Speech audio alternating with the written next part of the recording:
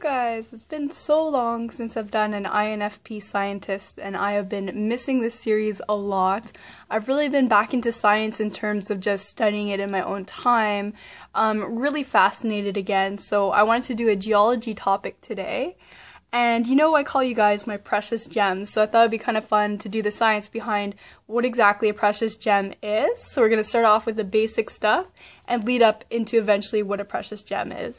So the first thing we have to talk about is what is a mineral. So a mineral has to meet certain requirements. Now the thing with this is there's different definitions of what a mineral is that I found, but none are too consistent. Geologists and scientists, they do not really come to a full agreement on what the exact definition of a mineral is. So what I'm going to do is I'm going to read you 5 different things that I found about them and give examples that I found upon my research. So the first thing is, to be a mineral, it has to be a naturally occurring substance. So I actually have a real life example here. So I have 2 rings that I wear pretty much all the time, and this one here is my engagement ring. So in it is a diamond. And as far as I know, this is a real, naturally occurring substance, so this would be considered a mineral. Even though it was shaped and everything, it's still naturally sourced. Now, the interesting thing about diamond is it actually has the same chemical composition as soot does and as graphite. And so what makes the difference between all those things is the carbon bonding that occurs. So the chemical formula is just carbon, but it's bound in a covalent way, which is very, very strong. And as you know, diamonds have a lot of strength to them.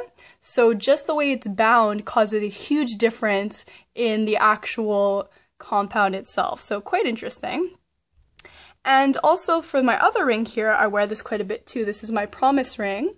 And in the middle is a sapphire. But the thing is, the sapphire in it is a lab-created sapphire. So since it was created by a scientist, it is not considered an actual mineral because it breaks the rule that it has to be a naturally occurring substance.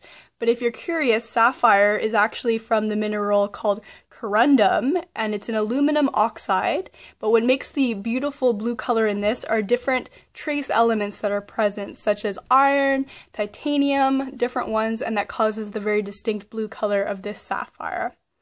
Alright, so that was one of the requirements to be a mineral. The next one is that it should be solid and it should be stable at room temperature. But the thing is, it's hard to just have a generalized rule like that because, for instance, water is actually a mineral. You know how you hear mineral water and all that? Because it has a set chemical composition, H2O, it's naturally present. And the thing is, when it's in its solid form, it's ice, right? But at, room temperature, it's going to start to melt. So it's not necessarily solid at room temperature. So just to show that it's hard to make these rules sometimes because they vary so much. Alright, so the third one is that it should be an inorganic substance. So if you want to know the difference, an example of something that would be inorganic and not be considered a mineral would be coal, because it's a sedentary rock and it's actually made up of organic carbon, so that wouldn't be able to categorize it as a mineral basically. And then number 4 is that it should have a crystalline structure. This means that it has a highly ordered atomic arrangement, and that's what makes crystals so beautiful. So if you've heard of mineral crystals, like the quartz crystal, it has that beautiful pointed shape. It can come in different structures depending on the type of mineral, and it just gives the beauty, I find, to the structure and everything.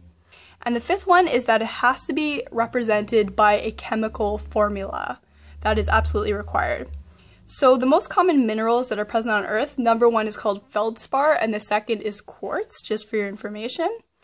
And if you're wondering, is rock a mineral? It's not, because it's actually an aggregate of different minerals and non-minerals as well. So it doesn't have a distinct chemical formula. You can't just take a rock and say, this is for sure the chemical formula, because it's going to vary so much. So that's why it's not considered a mineral in and of itself. So how different minerals are formed is basically from the geological environment. So there's variations in the temperature, the pressure, and the overall composition of the rock mass that you're looking at. That's how you get so many different kinds of minerals that exist in the world today. So now let's move on to get a little more sense of when we're going towards gems and everything. So what makes a mineral a gemstone, you might be wondering. So minerals are cut from naturally occurring crystals, and this is what makes jewelry. So gemstones are a bit of like a human interpretation of things. It's not a strict, you know, scientific definition or anything like that, because it's perceived by the human what would make a gemstone. So that can be based on the hardness of the material, the toughness, the clarity. So if you have a really clear stone, it's going to probably be worth more because it's not going to have impurities and other trace elements that are changing the color up. So really the value of a stone is very much based on the human's perspective on it. So for instance, the beauty, so that's very much just perceived by a human.